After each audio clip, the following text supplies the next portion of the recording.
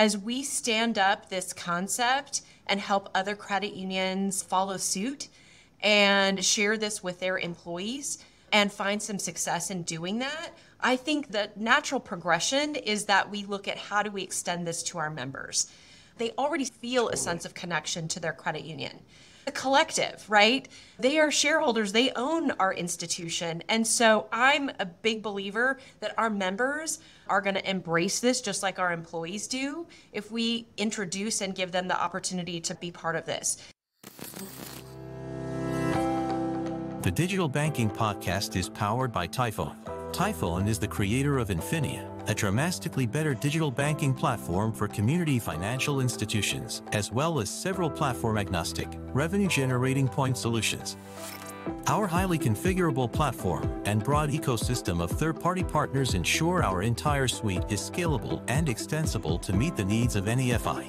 On our podcast, you will hear host Josh DeTar discuss today's most pressing financial technology topics with seasoned industry experts from every possible discipline.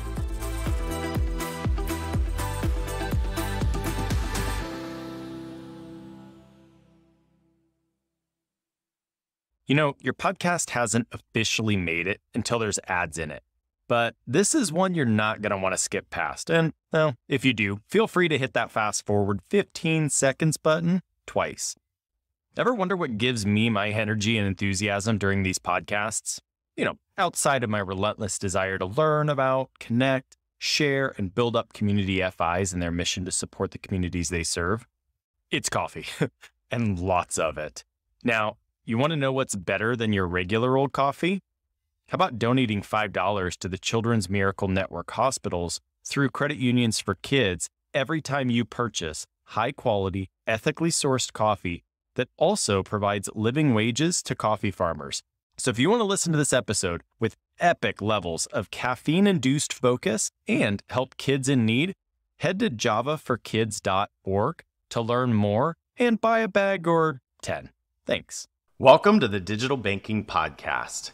I have a very special episode planned for us today, and something a little bit different than we normally do, and maybe a little bit outside of what we would traditionally talk about with digital and technology. But as hopefully all of you who listen to this show faithfully have really gathered over the years of us producing it, what's so incredibly important to us is just giving an opportunity to bring unique ideas and perspectives that are focused on elevating community financial institutions and the amazing work that they do in their communities. And my guests today are probably one of my favorite shining examples of just that. So as you can see, I'm joined by two amazing people today. I have first Monique Little from First Tech Credit Union, and she's their Chief People and Administrative Officer. And then I'm also joined by Nate LaMora, who's the Education Liaison for Hillsborough School District and the Marketing Lab Manager for Ground Up Coffee Shop. So welcome to the show, the two of you. Thanks for joining me today. So fun. Thank you for inviting us.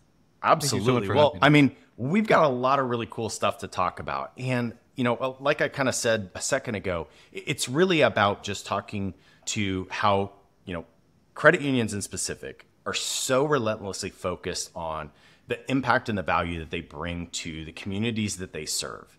And I don't know, I'm just going to kind of throw it out there. I think probably one of the things that really gets a lot of us all fired up is kids, right? And supporting children and all the different stages of their life.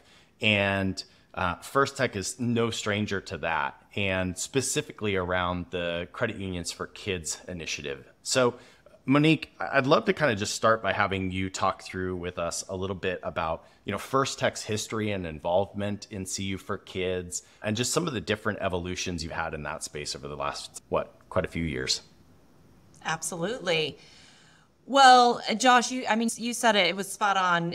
Credit unions, I think at their core, we hear the phrase people helping people used by credit unions across the country. And I think that is what translated into the birth of Credit Unions for Kids more than 30 years ago. And it's near and dear to First Tech because we were privileged at the time to be led by a CEO by the name of Tom Sargent, who was with First Tech as our CEO for 26 years. And he believed that there was a way to take this people helping people concept that's at the root of credit unions and to actually form a community connection collectively. And so in partnership with a handful of credit unions here in the Pacific Northwest, the concept of helping children's hospitals, Children's Miracle Network hospitals specifically, was born. It started from a conversation that this handful of CEOs who had collaborated together on so many other fronts started and thought, gosh, if we could come together and not only just help our members, but actually help the community, and what better way than to focus on our future, which is kids. And so the concept of credit unions for kids was born, and fundraising was very simple in the early days, to selling candy bars and asking members and employees to be part of annual fundraising efforts. And then those translated after a number of years to more sophisticated fundraising, which of course, after a number of years, then spread throughout the country. And, I think what's so exciting for credit unions and what we are so proud of is to see that when you look at the top fundraisers for Children's Miracle Network hospitals, credit unions is up amongst the biggest fundraisers nationally. And what an amazing credit to credit unions to say that together we could make that big of an impact and save the lives of hundreds of thousands of kids, and really make an impact to families. I don't know what better story credit unions could be telling than that. I agree. So first off, if you're not terribly familiar with the Credit Unions for Kids story and just the amazing impact that this organization has for the Children's Miracle Network hospitals, actually go back in the archives of this podcast. In episode 37, I was with Nick Coleman from Credit Unions for Kids. So absolutely go back in the archives, take a listen to just talking a little bit about the impact. But also, really cool shout out. You were saying, Monique, that CU4Kids is one of the biggest donors to CMNH hospitals, right? And actually, we're airing this podcast the Friday before the week that in Orlando, Credit Unions for Kids is getting a really special honor from the Children's Miracle Network hospitals for all of the fundraising efforts that they do on their behalf. So really cool stuff. But I want to dig a little bit deeper into that. But before we do, Monique, I would love for you to kind of tee up and introduce our other good friend here, Nate from Ground Up. So talk to us about just kind of this overall mission for First Tech, not just around credit unions for kids, but just around supporting local and community and, children through multiple stages of life, not just in the younger years. Absolutely. So excited that I get to share this podcast with Nate, because I remember meeting him for the first time as a high school student. To your point, he was in the very early days at the beginning of the Ground Up coffee shop here in our corporate office in Hillsboro, Oregon. And the thing is about the Credit Unions for Kids story and kind of how that really fit with the relationship and this opportunity to partner with Hillsboro School District is, our focus as an organization, all of our philanthropic giving, both through volunteerism, the hundreds and thousands of hours that our employees give to the community, but also the dollars that we invest in advancing some of the nonprofit work of some of these really important organizations, all centers around funding the future. And it's about kids. So all the work that we do through Credit Unions for Kids, but also supporting STEM and STEAM education and supporting some of the very basic needs like eradicated hunger and focusing on literacy. Our philanthropic work is all about kids. And so many years ago, that translated into another really important relationship, and that was with the Hillsboro School District. It is in the market where we have operations, where many of our employees live and work, and many of our members are in the Hillsboro community. And so the relationship with Hillsboro School District has been longstanding, and we've had the opportunity to partner with them on a number of different fronts. But the birth of the coffee shop really came through the construction of our new corporate office. Back in the 2017-18 timeframe, we had to relocate because we had outgrown our existing space and we're leasing a building and needed to do something different. And so we built this beautiful campus in Hillsboro. And through the course of that construction, we surveyed employees and said, what are some of the things that you would like to see? What are some of the amenities and the experiences that we can create if we're really going to take a people first, employee first approach to building this new campus of ours for our employees? And, one of the things employees said is we want convenience and we want to be able to have some of, the things that we love really accessible to us, being able to get lunch easily and, of course, getting good coffee. So that was a piece of feedback from employees. And so that really prompted a conversation to say, well, what is that going to look like? Because unfortunately, we're building this campus in an area where at the time there wasn't a Starbucks, there wasn't a coffee shop that was, in close proximity. And so we started brainstorming and having conversations with our friends at Hillsboro School District, which, by the way, are neighbors of our building. And this concept of, gosh, wouldn't it be amazing if we could have a coffee shop on site for our employees? And they said, well, wouldn't it be amazing if we could figure out how to help you with that and actually put students to work? And we thought, wow, win. And so the idea was born before the building was even finished. Because it allowed us to actually design, in partnership with Hillsboro School District, this coffee shop and construct it and then formulate this great program where students can learn about business, they can learn about marketing, they can learn about customer service, they can get exposed to the world of work as they're continuing their education and hopefully be better prepared to launch their future after high school. And so that's really how Ground Up came to be. Just a great demonstration of collaboration, partnership, and how you continue to do good in a community. That's awesome. Nate, you're going to have to forgive me. I'm going to drop the epic dad joke mic on this one. But so tell us, how did you get on the ground up of Ground Up?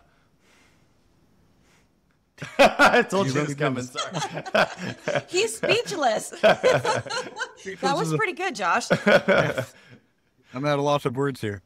No, I was super fortunate to be able to jump on that train to help build it from the ground up.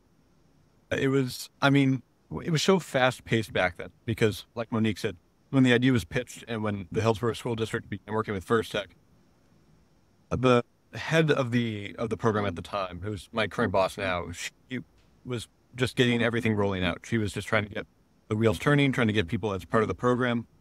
I mean, really, we were entirely designing it. There was so much freedom in that space. When they pitched the idea of having a coffee shop, of having a work experience class, I mean, I didn't really know what to expect.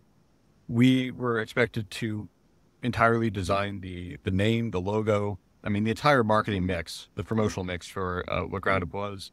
We helped in terms of curating the menu, of designing just the most basic facets of that. And there was so much guidance along the way, which I have to give credit to. I mean, they didn't leave us stranded there.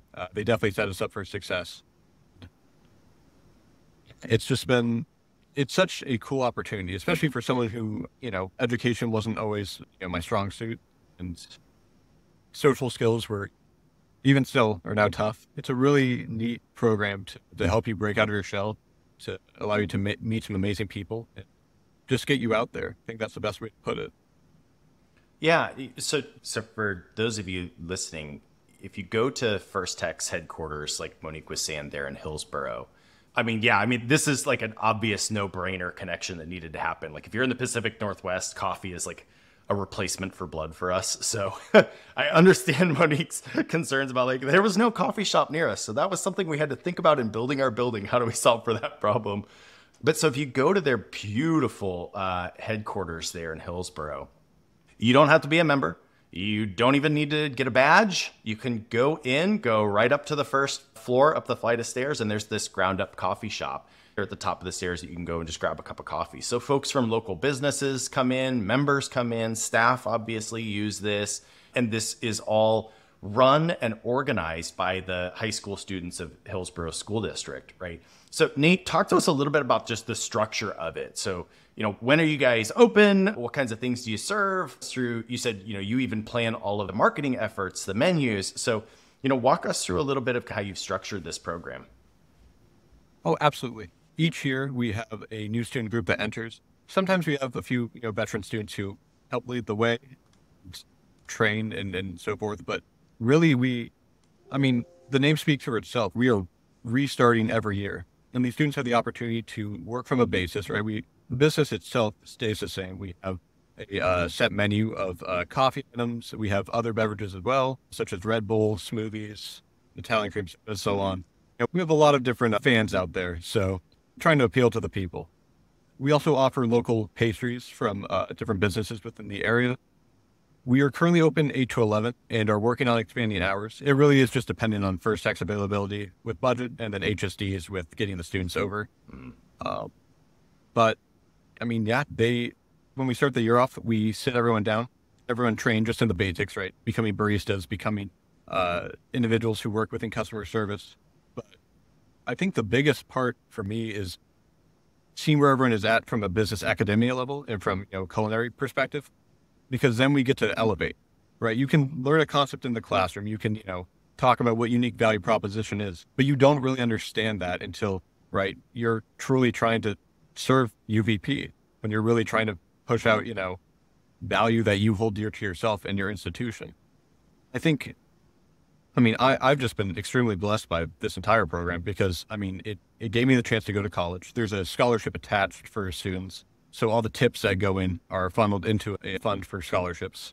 That itself was a huge step, but it's so much more than that. When I had that opportunity, I was able to make so many amazing friends. I still talk to so many of the first tech employees who were just so charitable to myself and my peers and to our students now.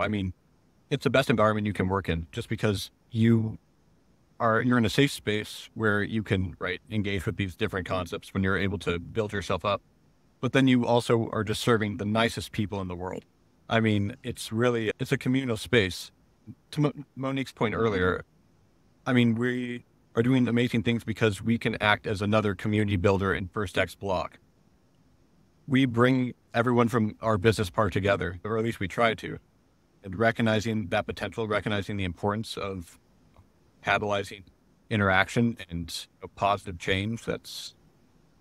It's something that's very rewarding, and seeing the students benefit from that it's been such a privilege. Monique, just thinking about the program, it's such intelligent forethought from the team at First Tech of, attaching this to coffee, because it's one of those habitual things, right? You and I were joking this morning, and we watched Greg come through, and he gets his 4 shots of espresso every morning. And how many of us are so addicted to this stuff that it is a part of my regimen every morning. And I'm don't talk to me before coffee. It is that level for a lot of people like myself. And so it's something that it's not like we're asking people to go outside of their normal behavior or outside of their day-to-day activities to engage in community and to engage in, actually doing some good with the money they were going to spend anyway, right? We're all going to go get our coffee somewhere. I'm going to go get it from Starbucks or Dutch Bros or wherever it may be. I'm going to get coffee today. The question is just who's getting my money. And so this is a really cool concept that, it allows, like you're saying, First Tech employees, as they're coming into the office in the morning to say, hey, you know what? I'm just going to grab my coffee from ground up. And then they're actually supporting something that's local, that has actually more meaning and value add that's being created than just giving your money to a large, coffee retailer. Pick your name of choice. But so, it's a really cool program that you all thought through. What kind of led you down? You kind of touched on it a little bit, but what led you down the path of actually saying, hey, you know what? Rather than just put a coffee shop in, it has to be a coffee shop kind of with a cause. Yeah, I think, again, I think it's just in our DNA. And I think every credit union would say that for sure. But I think for us, it was, and the team, and I had the privilege of, leading the construction of this campus. And so members of my team that were highly involved in the creation of our facility were all really engaged, from a 30-year smart reader to folks that were already really involved in the community.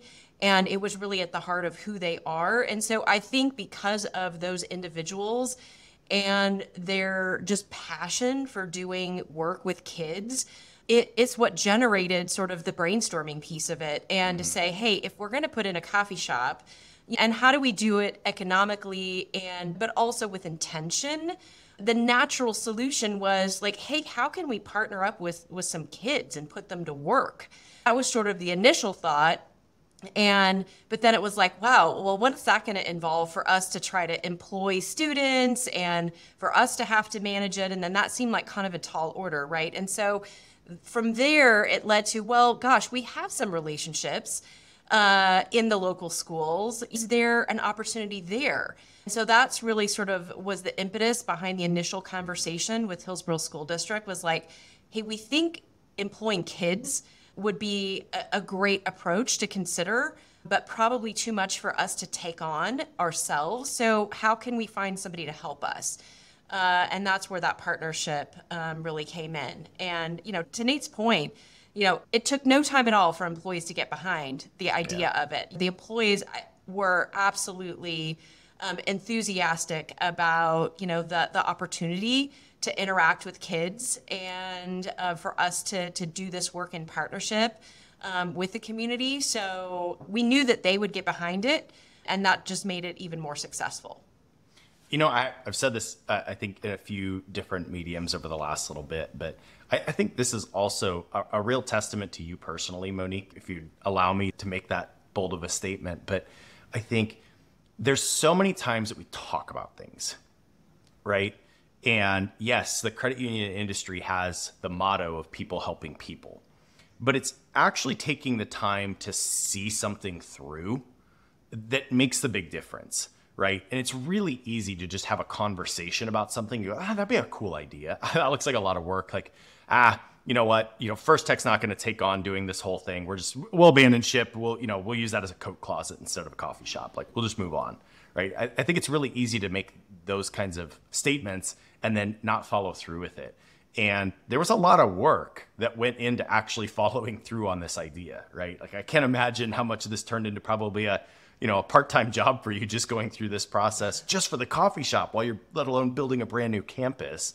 And, we'll touch on this here in a minute, but that's also kind of why we're here today and why we're doing this next level of partnership. Is when you and I got to talking, like, it could have been really easy for you to go, yeah, that was a nice conversation, and out of sight, out of mind, and we're done. But it's kind of having that special realization of, hey, if we put a little bit of effort into this could actually be pretty cool. So we're gonna put the effort in. Yeah.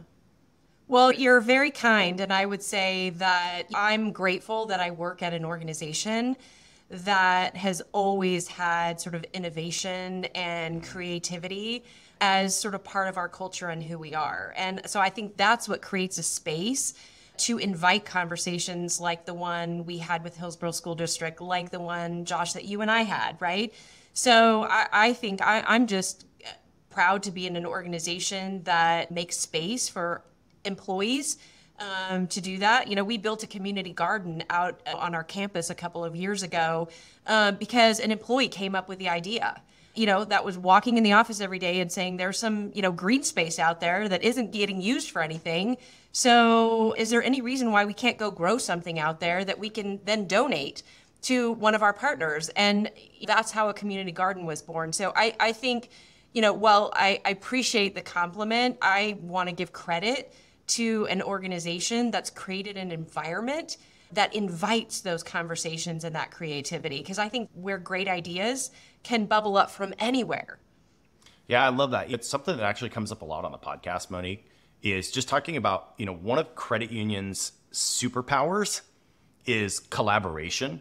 And then the spirit behind enabling that collaboration and really allowing people to look for opportunities to create partnerships that have, kind of a value beyond just the idea, right? And, Nate, you were talking about just how many wins this has for the coffee shop for you all, right? So talk to me a little bit about how this has turned into some wins for the high school students. So you were touching on just the opportunity for them to have some, experience socializing and running a coffee shop, but also running, now a marketing team and actually working on, running a retail store and customer service elements.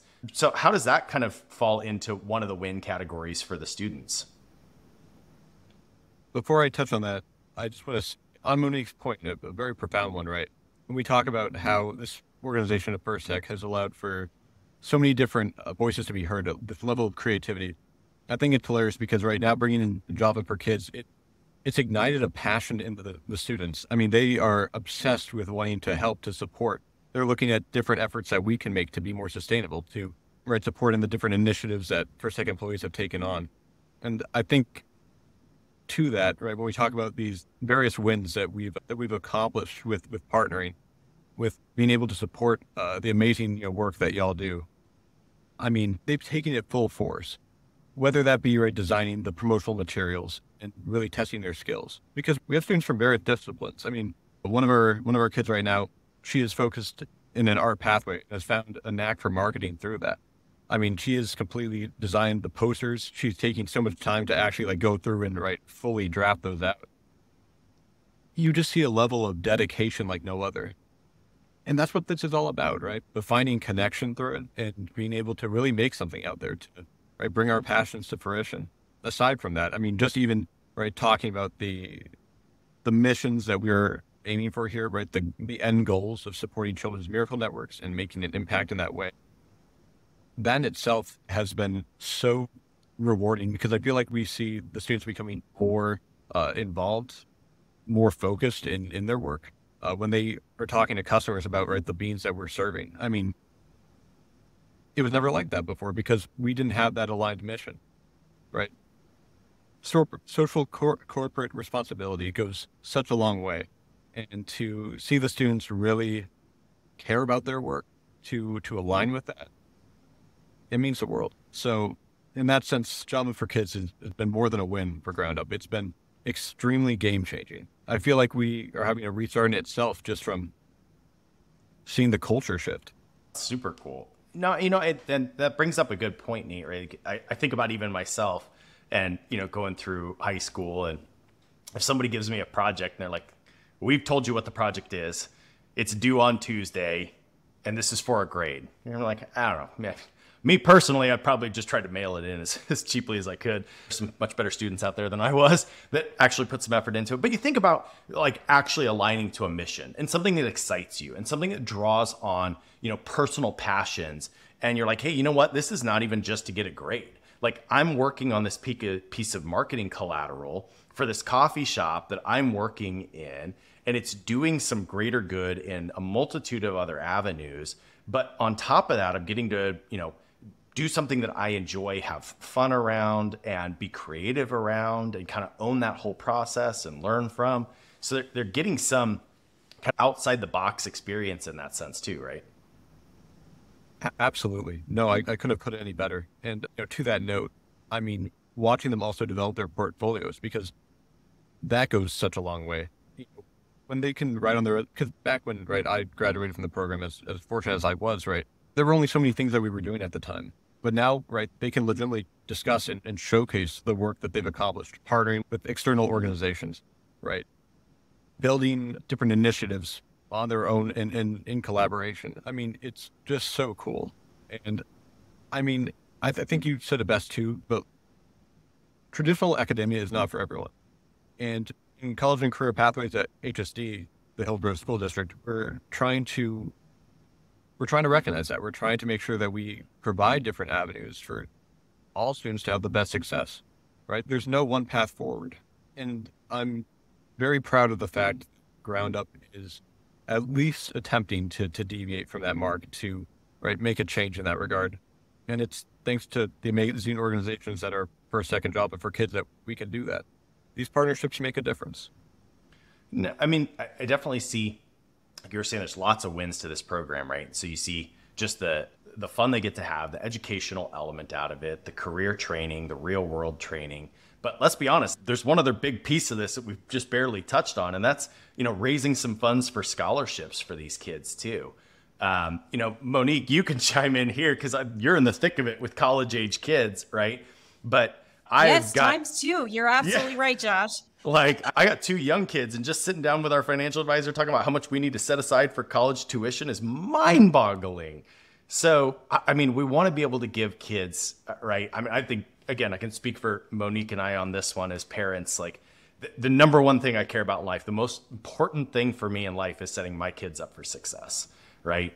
And just making sure that they're taken care of and shown love and given every opportunity to succeed. And making sure that they have opportunities for things like higher education is so important. And so, this is also fulfilling a really important need in just literally the actual financial side of supporting kids having access to higher education. So, yes. Nate, do you want to talk a little bit about just how that program works? Absolutely. I mean, it's something that from the start, it was designed for the purpose of elevating different opportunities. I mean, because for most of us in the program, I mean, college was out of the question. It was out of scope. And I feel like, I mean, aside from just providing financial levity, even reminding the students within our course that, right, there are those who care about, getting them to that next step, to that next level. It's so huge. And right now, how it currently operates is whenever you as a customer tip the students, all that is funneled into a separate fund that completely funds scholarships.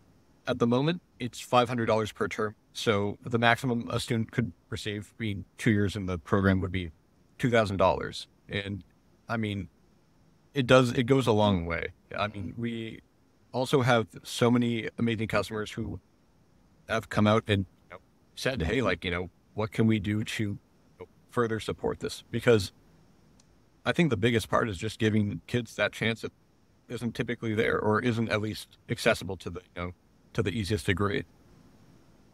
We are continually trying to improve that, to make it more of a fluid process, to increase that funding so we can really provide security for those out there. And again, thanks to initiatives like what we're doing now, I mean, it's bringing a spotlight to them.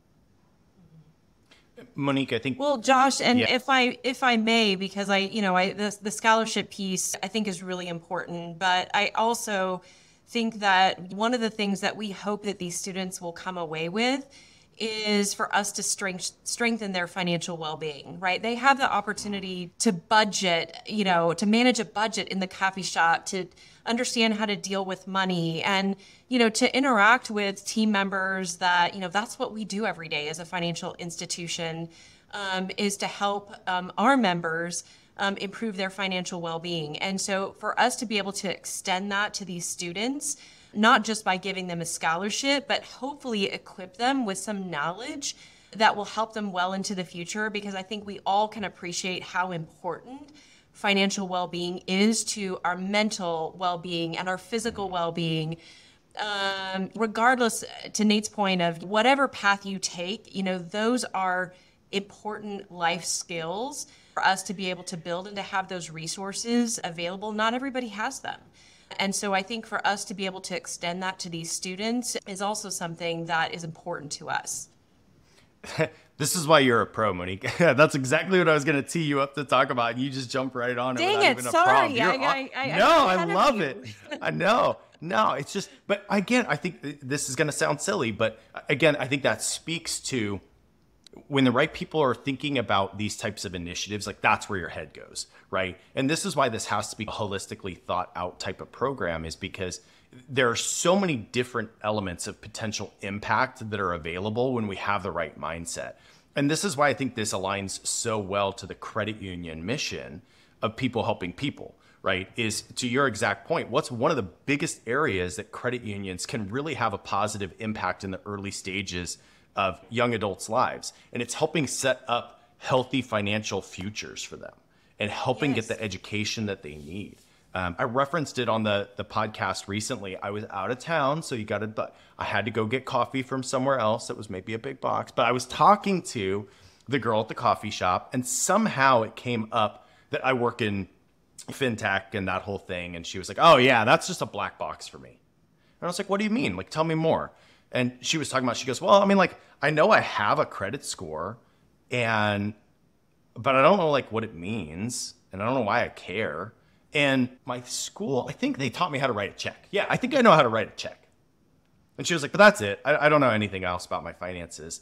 And I'm like, man, what a missed opportunity, right? Like, this is where we need to be stepping in and introducing, somebody that's talking about their financial well-being from a place of care and from a place that actually, wants to see them succeed. And let's be honest, and this is where this kind of ties back to this podcast. You think about the competition that's coming into the credit union space these days in the neobanks and the fintechs and, big tech getting into banking.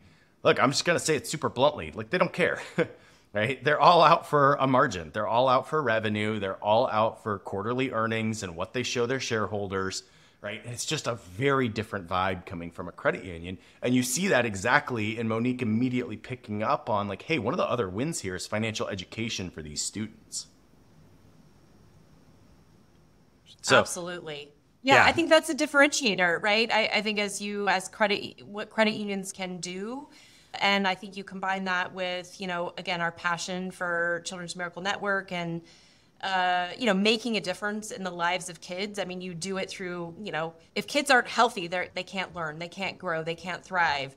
And then the next, I think, and the piece that goes hand in hand that we see so many times with young families who are dealing with the devastation of having a sick kiddo is it's so financially straining on those families, right? And so to be able to impart, that knowledge, those resources, that level of support, I think is so important. And it's certainly something that I think as credit unions, we can all get behind, the financial literacy piece. And then when you combine kids and families with it, wow, it's really a powerful combination.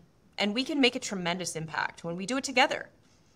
Yeah, well, and I think that's what's so cool about this to me, right? Is that you think about it, it's literally something as simple as somebody may just come in and buy a cup of coffee.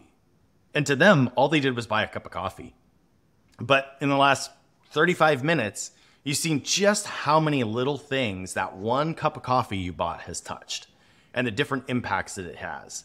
From the interaction that high school student got to have with you as a customer, to all the work that went into the back end for them preparing to make that cup of coffee for you and be present for that, to then the wins that come out of, being a part of a credit union that's helping them to be in an environment that's encouraging financial education and awareness and literacy, to the on-the-job training they get, to the scholarship fund they're getting out of being a part of it. I mean, it's just ridiculous, all from that cup of coffee that you bought. It's super simple, but like the impact is huge.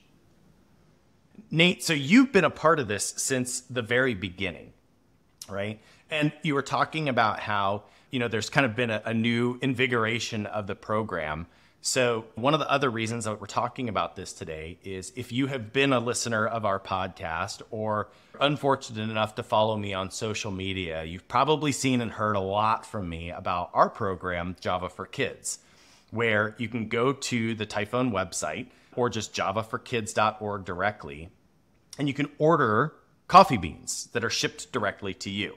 You can get them in a variety of different roasts. You can get everything from small bags to 5-pound bags if you're somebody like me who has an unhealthy addiction with coffee. You can get it in any type of grind you want or whole bean. But the important part of that is that for every bag of coffee that's sold, 100% of the proceeds, or $5, is donated to credit unions for kids. And this is kind of how this really got to this point. Was I was at the First Tech headquarters for a completely unrelated meeting. And I'm standing there, getting ready to go into the meeting, and I see the coffee shop. And again, if you know me well enough to know, I'm not going to pass a coffee shop without getting a cup of coffee. So I stop and get a cup of coffee. And Monique was there at the coffee shop getting a cup of coffee as well. And we just got to talking and talked about the program that Ground Up had there at First Tech. And then I was telling her a little bit about our Java4Kids program. And immediately her brain goes to like, well, hey, we should do something together. And then it didn't end there. And so the long and short of this is that now Nate and I identified that actually ordering through our same roaster, kind of leveraging our bulk ordering, has lowered their cost for their coffee.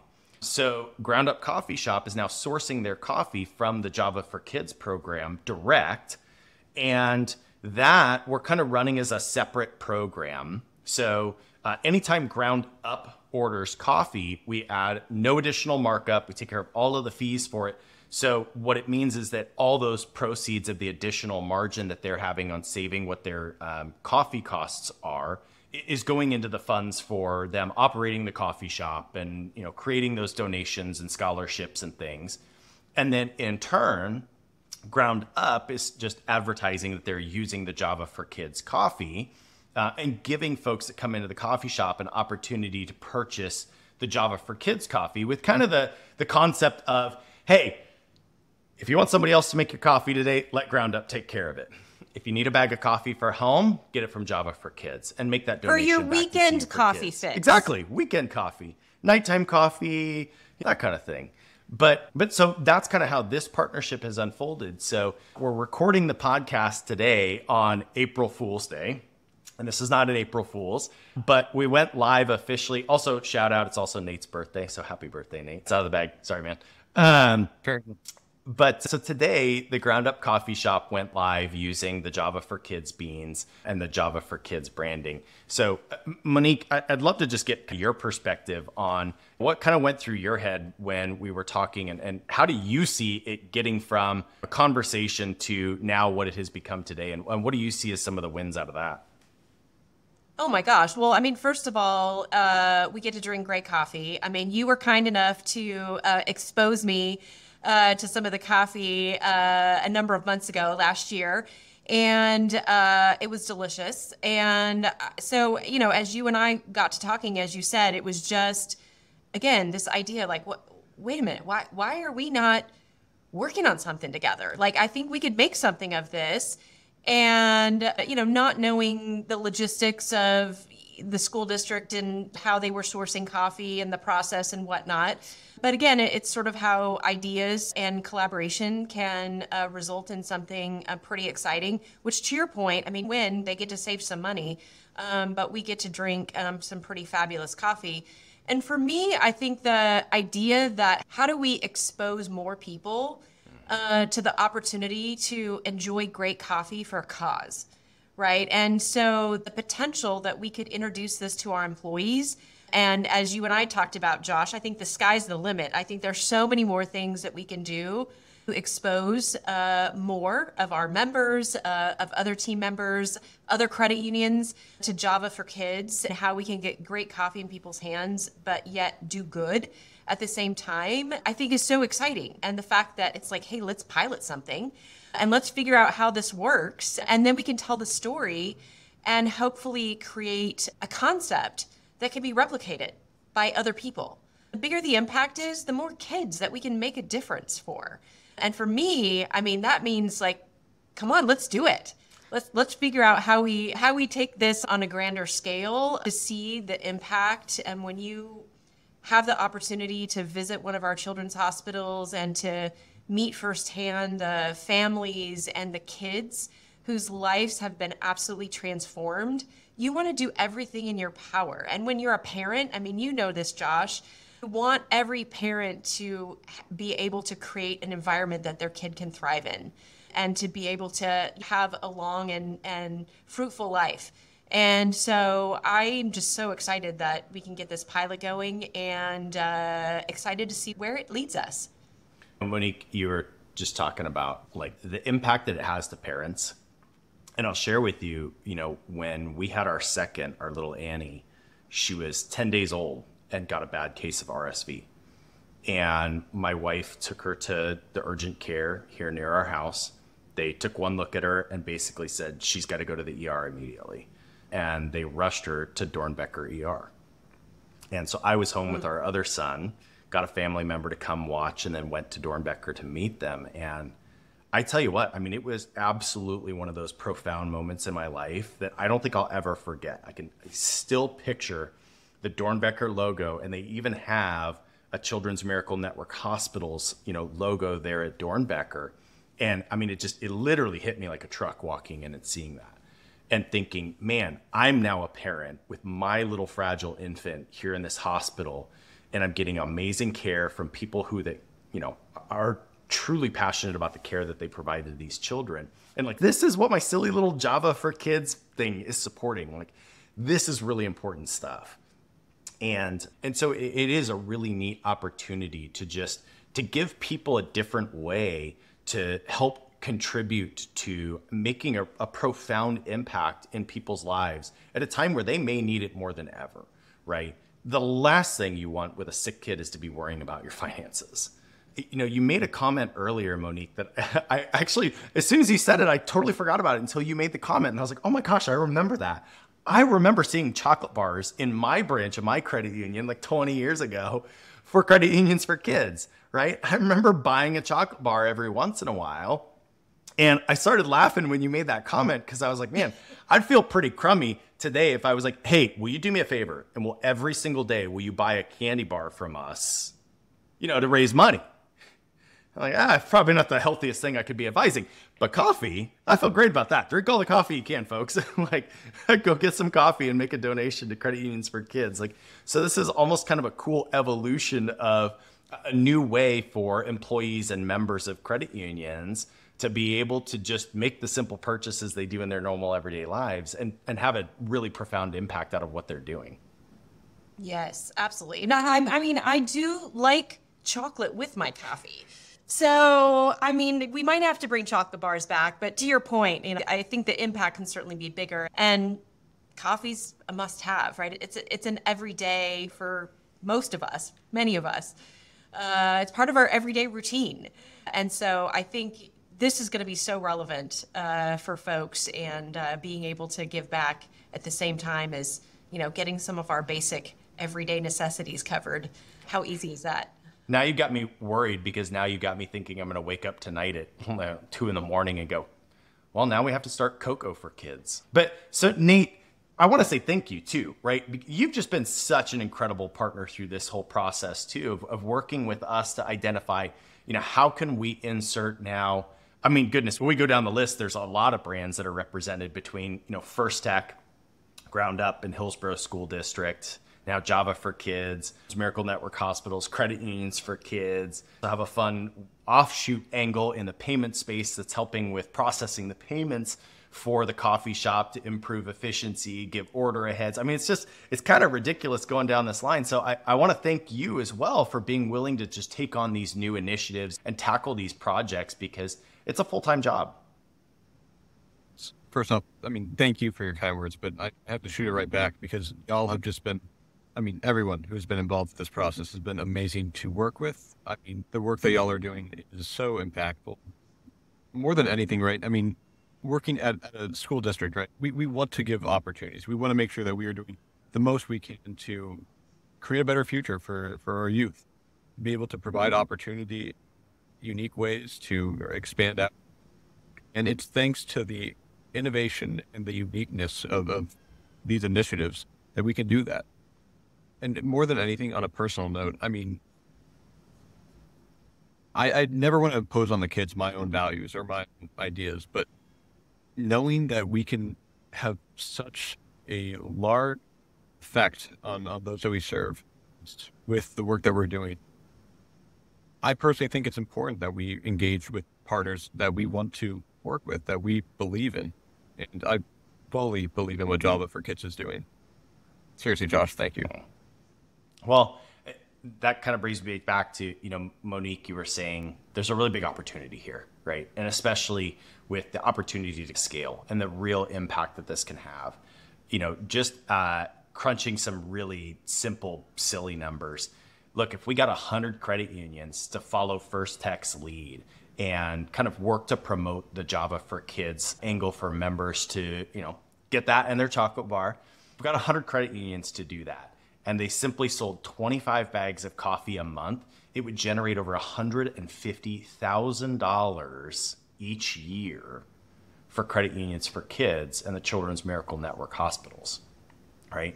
And again, you think about it, like you're saying, I mean, we all drink our coffee every day. It's not that hard to think about just 25 bags of coffee, but the impact it could have on somebody's life. I mean, that's real money we're talking about. You know, Monique, I'd love to get your thoughts on, now that you, like I said, and your incredible team at First Tech have really kind of seized the opportunity to leverage this as another avenue to, increase the amount of work that you do in creating donations for CU4Kids.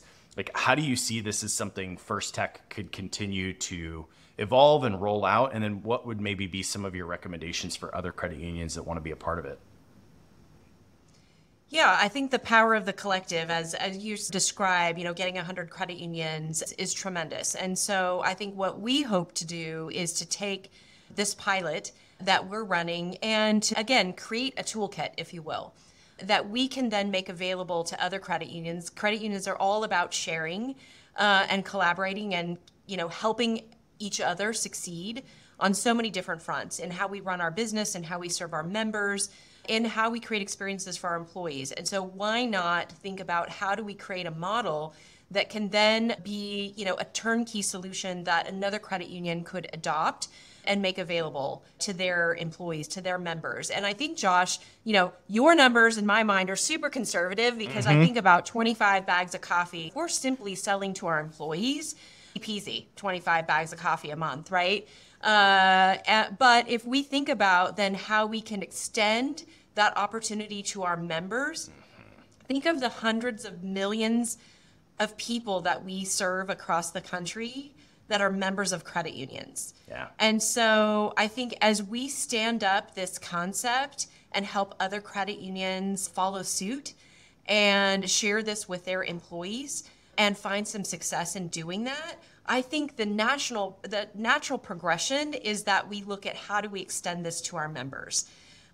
Because members want a sense of connect. They already feel a sense of connection to their credit union.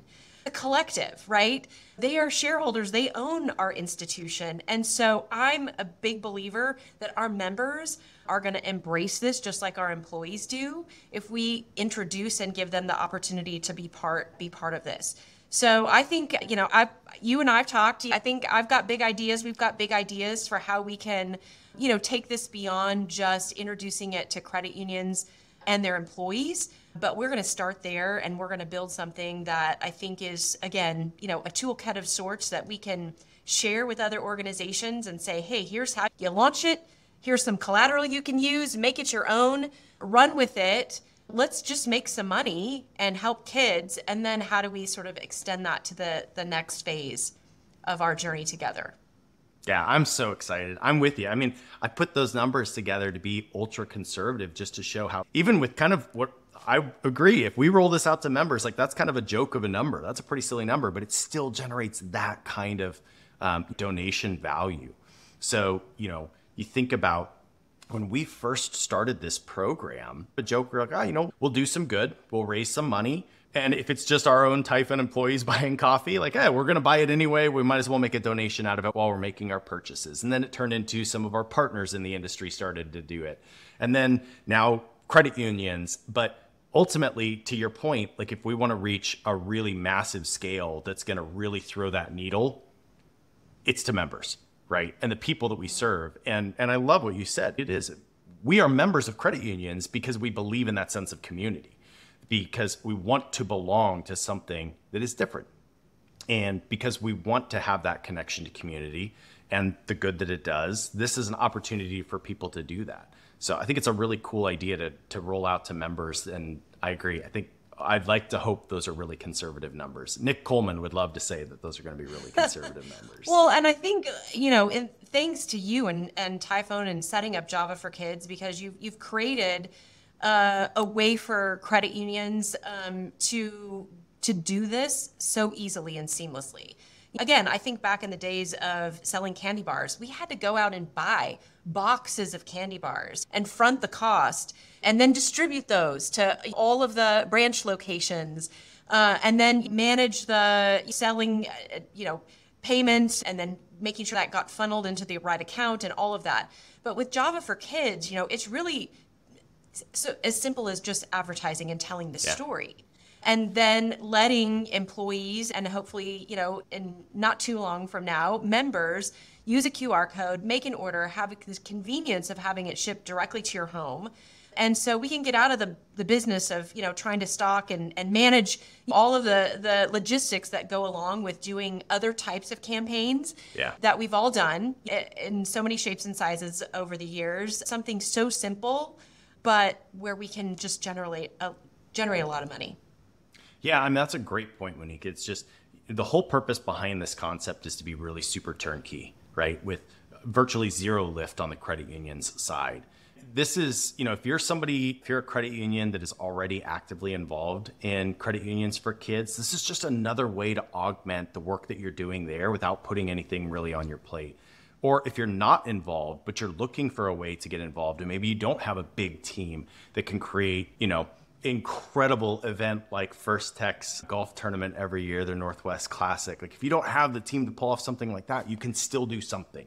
You can still roll out a QR code on, sign in a branch with a little bit of text about, hey, do you like coffee? Because if you do, we'll ship it directly to you. And every time you make a purchase, you can have an impact on a child's life. It's a pretty cool story.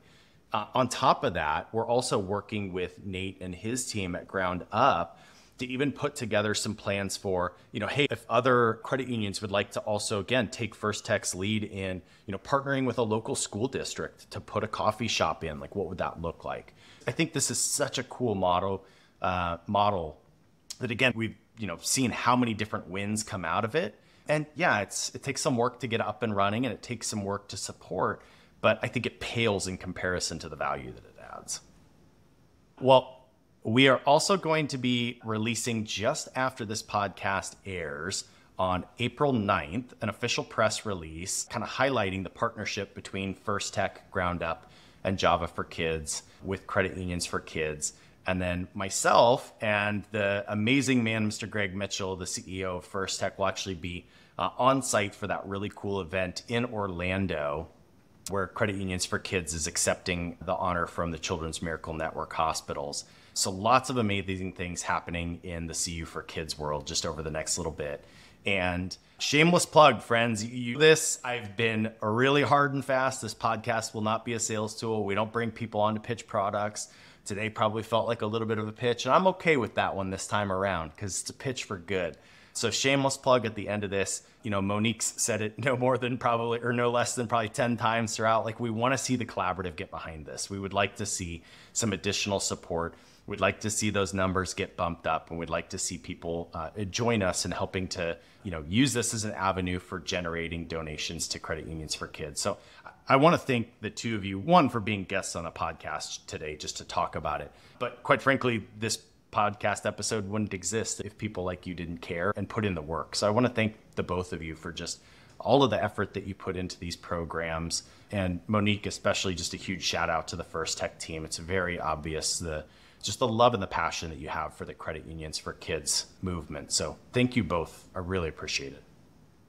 Well, thank you for the invitation. And I hope everybody after listening is out at Java4Kids. And placing an order. I personally highly recommend Whiskey Barrel. It's my favorite. I think you and I are on the same page, Josh. I'm with you on that one. But they're all good. We got to sample the India roast this morning, so you can't go wrong with any of the blends available. But yeah, give it a taste. I think you'll be hooked, and you'll definitely help kids in the process. So good stuff. Thanks, Monique. Absolutely. Thank you, Josh, for having us, Monique. It's always a pleasure sharing this with you. Ditto. So, all the viewers, not that my voice really matters here, but thank you for considering, because it really does make such a large difference. And You wouldn't be here without you. Yeah, we're not ending on that note, Nate. I know you're a humble fellow. Student number one, and now chief in charge of the student coffee shop. It's been one of our champions. He won, so we're lucky to have you. It's really the students who run it, though, and that's what I love about it. But this too, right? Just the power to give back, the power to, empower others. Yeah. It's amazing. Well, this is what this is all about. This podcast has been about that from the second one. It's really about bringing unique ideas and perspectives to the table in kind of this long form, unscripted conversation to really bring about a highlight to the amazing work that credit unions and community financial institutions do in everyday people's lives, and the number of ways that they do that And quite frankly, just how can we continue to elevate that? So yes, that happens in things like the digital transformation and kind of the big topics we typically talk about, but it also happens in really cool ground up programs like this. So again, I just want to thank the both of you for everything that you do, and thank you for being guests on the Digital Banking Podcast. Thank you for listening to the Digital Banking Podcast powered by Typho. Find more episodes on digitalbankingpodcast.com or subscribe on Apple Podcasts or wherever you get your favorite podcasts.